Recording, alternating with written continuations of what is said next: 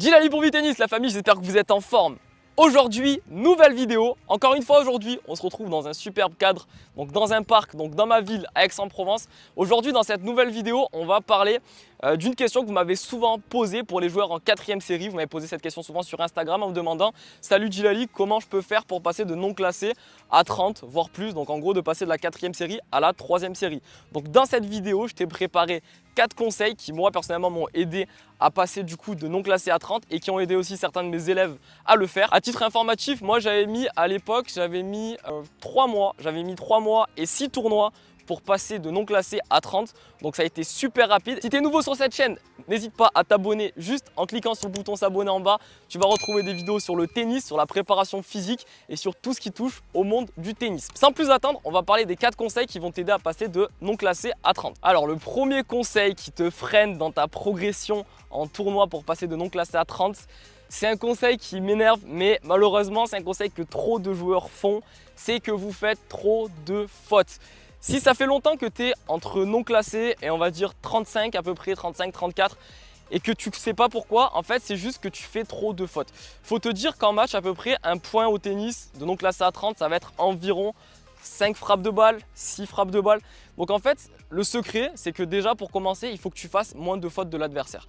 C'est une règle au tennis du coup pour gagner le point il faut soit réaliser un coup gagnant, soit que l'adversaire fasse la faute et que du coup le point soit pour toi. En 4e série, en général, les points se jouent souvent sur les fautes de l'adversaire. Donc déjà, si tu pars dans l'état d'esprit en te disant « je vais réduire un petit peu ma vitesse et essayer de jouer dans le terrain, donc la plupart de mes balles », déjà tu pars avec un avantage considérable par rapport à ton adversaire. Moi, c'est une erreur que je vois trop souvent. Je vais te raconter une petite anecdote du coup d'un élève que j'ai en coaching. C'est un joueur qui techniquement a une technique honnêtement, on va dire entre 15-4 et 15-2, vraiment il est très propre, en coup droit c'est propre, en revers lui il a un revers à une main c'est propre, il a tout ce qu'il faut, il a la mise à niveau, l'ancrage à la frappe, il a tout ce qu'il faut, mais par contre il envoie que des brins. Il passe tous ses matchs à envoyer que des brins et il me dit je ne comprends pas, j'arrive pas à gagner à 32, à 31, je lui dis mais attends, je lui dis tu as une technique quasiment parfaite par rapport à ton niveau de jeu. À côté de ça, tu es super physique, il faut savoir que c'est un mec qui vient du foot.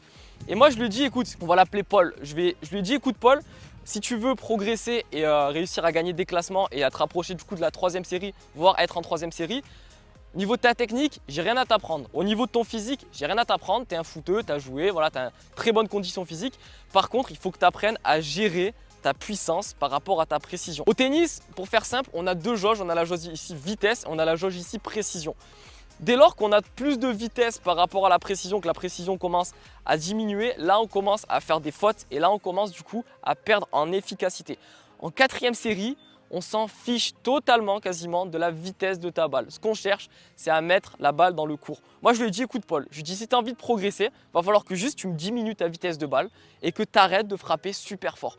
Techniquement, tu es propre, physiquement, tu es propre comme on a dit, donc réduis-moi ta vitesse. Donc le conseil numéro 1 déjà pour passer de non classé à 30 rapidement, ça va être de frapper moins fort et de faire moins de fautes que l'adversaire. Par rapport à ça, je peux te donner une petite astuce, moi qui m'a aidé du coup quand je commençais le tennis, c'est qu'à chaque fois j'allais me prendre à peu près 30 minutes avant mon entraînement, j'allais sur le mur du coup et au mur j'allais taper des coups droits et des revers et cherchais pas à frapper fort parce que la plupart quand on les voit jouer au mur ils essaient de frapper fort, cherchais juste en fait à me visualiser une zone au mur que j'allais par exemple matérialiser en mettant 4 bouts de scotch pour faire un carré et en fait j'allais constamment viser ce carré mais sans frapper fort. Je me disais juste je veux avoir le carré, donc bien sûr au-dessus du filet et je jouais comme ça pendant peut-être 30 minutes, 25 minutes, 30 minutes et en fait ça m'a grave permis d'être régulier, ça m'a permis de moins faire de fautes de filet, ça m'a permis aussi de jouer moins tendu et de jouer plus précisément, donc pour revenir comme je t'ai dit précédemment sur la jauge vitesse et précision. Ok, le deuxième conseil qui va t'aider à passer de non classé à 30 super rapidement, ça va être d'être tacticien. Qu'est-ce que j'entends par là? Au tennis, il y a une phrase qui dit la technique et au service de la tactique. Donc je répète cette phrase, la technique est au service de la tactique. De non classé à 30, ça va être un petit peu différent. Moi ce que je vais te conseiller c'est de jouer un petit peu plus avec ta tête, avec ton cerveau lorsque tu es en match.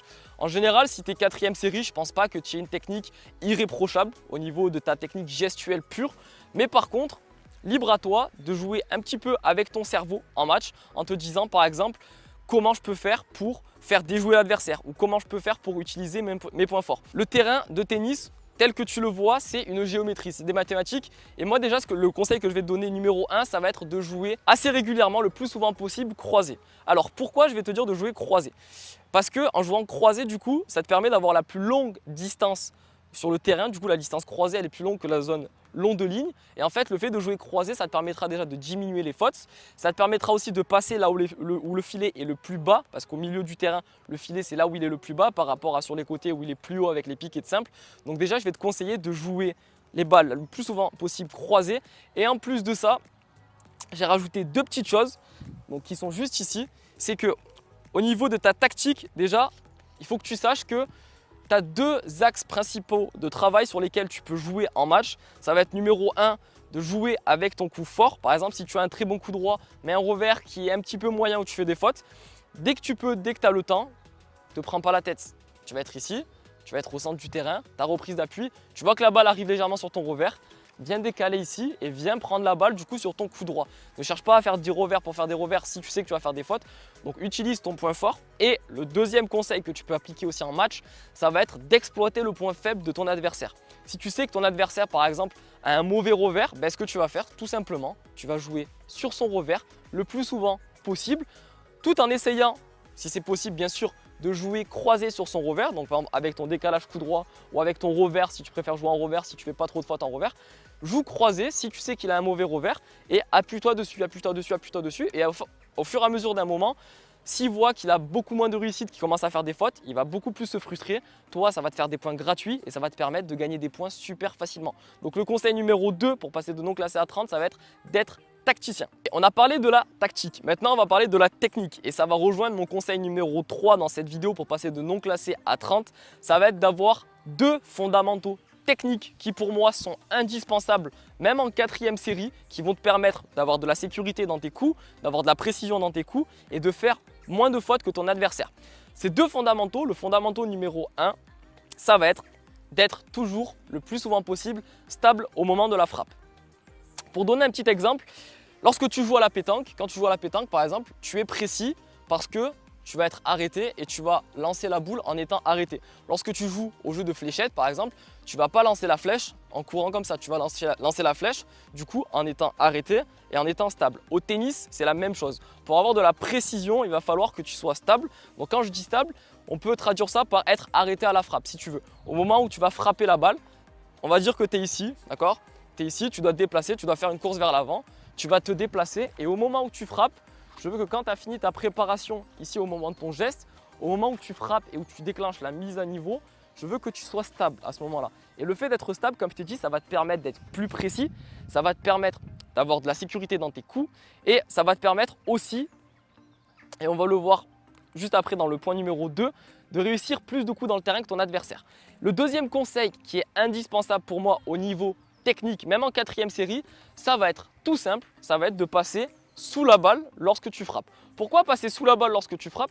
Parce que lorsque tu vas passer sous la balle au moment de ta frappe et que tu vas frapper avec la raquette, ce qu'on appelle une mise à niveau, donc la raquette qui est sous le niveau de la balle, à ce moment-là, lorsque tu vas frapper, la balle automatiquement, elle va remonter. Et le fait que la balle remonte, en fait, ça va te donner de la sécurité par rapport déjà au filet. Donc après, ça sera à toi, comme on a dit précédemment, de gérer ta vitesse et ta précision. Mais si tu arrives déjà à jauger ta vitesse, la précision, tu vas pouvoir l'avoir justement en passant sous la balle, donc en effectuant ce qu'on appelle la mise à niveau. Et le fait de passer sous la balle, ça va te donner cet angle par rapport au filet qui fait que tu vas faire moins de fautes directes au niveau du filet. Donc ça aussi, c'est un conseil à appliquer. Pour moi, c'est les deux fondamentaux techniques indispensables que tu dois avoir dans ton jeu si déjà tu veux réussir plus de points que ton adversaire et faire moins de fautes que ton adversaire.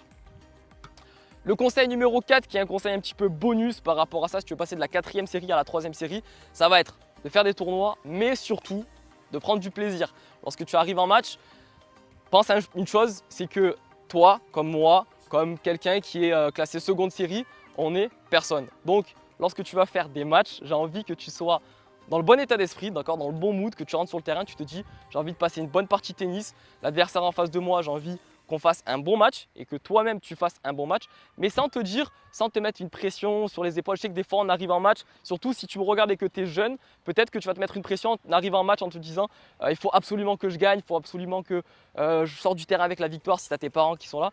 Mais dis-toi juste que c'est un jeu, le tennis c'est un jeu, tu vas t'amuser, tu rentres sur le court, tu prends du plaisir. Une fois que tu as pris du plaisir, écoute, c'est bon, c'est juste ce que je te demande.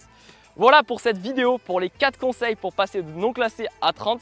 J'espère que ça t'a plu. Cette vidéo, elle est pour les jeunes. Donc si tu es jeune, si tu me regardes que tu es adolescent, si tu es adulte et si tu es même à un âge avancé, que tu reprends la compétition, que tu as entre 40, 50 ans, peut-être même plus, cette vidéo et les conseils que je t'ai donnés dans celle-ci vont marcher, peu importe ton âge. Simplement, si tu veux passer de la 4e série à la 3e série, il va falloir que tu fasses des tournois et que tu appliques les 4 conseils que je t'ai cités dans cette vidéo.